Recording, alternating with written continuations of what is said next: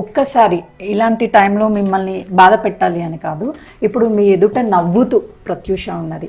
అమ్మ నాకు న్యాయం చెయ్యగలవా అని చెప్పేసి నీ బిడ్డ అడుగుతుంది, ఏం చెప్తారు?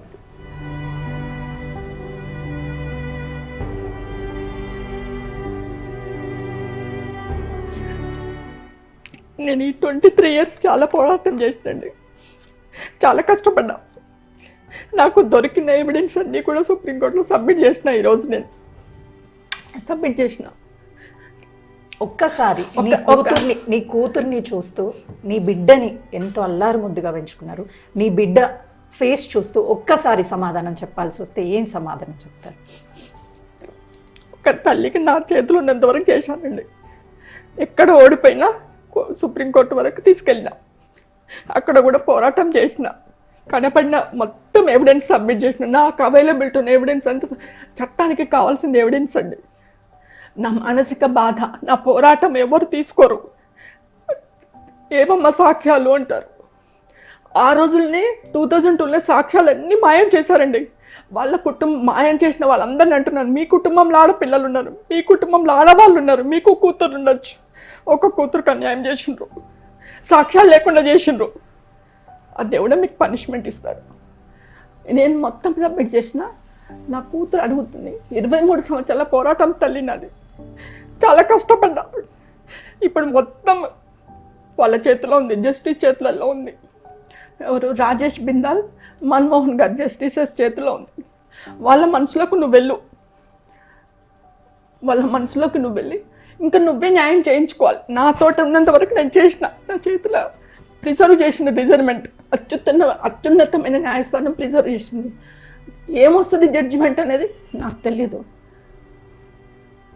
నువ్వే చేసుకోవాలి. ఇంకా నేను చేసేంత వరకు చేసిన. అమ్మ, నీ బిడ్డ అడుగుతుంది, నా శరీరం మీద ఉన్నటువంటి గాయాలని చూసావు అని చెప్తున్నావమ్మా. నాకు న్యాయం చేయడానికి 23 సంవత్సరాల పోరాటం చేస్తాం, న్యాయం జరిగిద్దా అమ్మా అని అడుగుతుంది. జరగాలనే కోరుకుంటున్నా.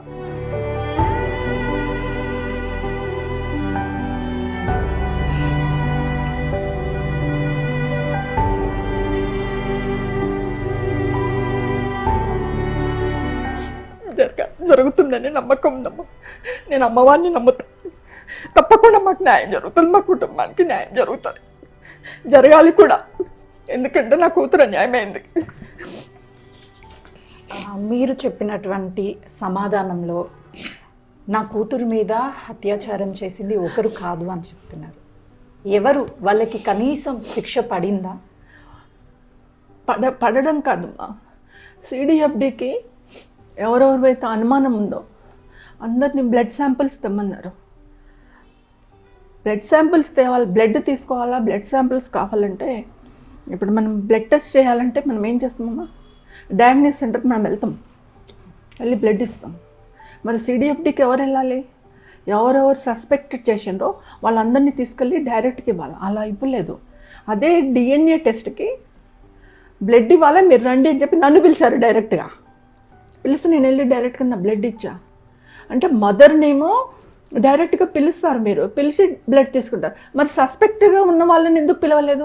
ఎక్కడో హోటళ్ళల్లో ఉంచేసి బాటిళ్ళల్లో బ్లడ్ తీసుకొచ్చేసి సిడిఎఫ్లో ఇచ్చారు. అది వాళ్ళ బ్లడ్ అని ఎట్లా నమ్ముతాం? మీకు ఎవరెవరి మీద అనుమానం ఉంది? వాళ్ళ పేర్లు ఏమన్నా చెప్పగలరా? వాళ్ళ మీద మళ్ళీ కేసులు ఏమన్నా పెడతారా? లేదు అని అంటే కాంప్రమైజ్ అయిపోతారా? ఇది కాంప్రమైజ్ అనేది ఏం లేదు.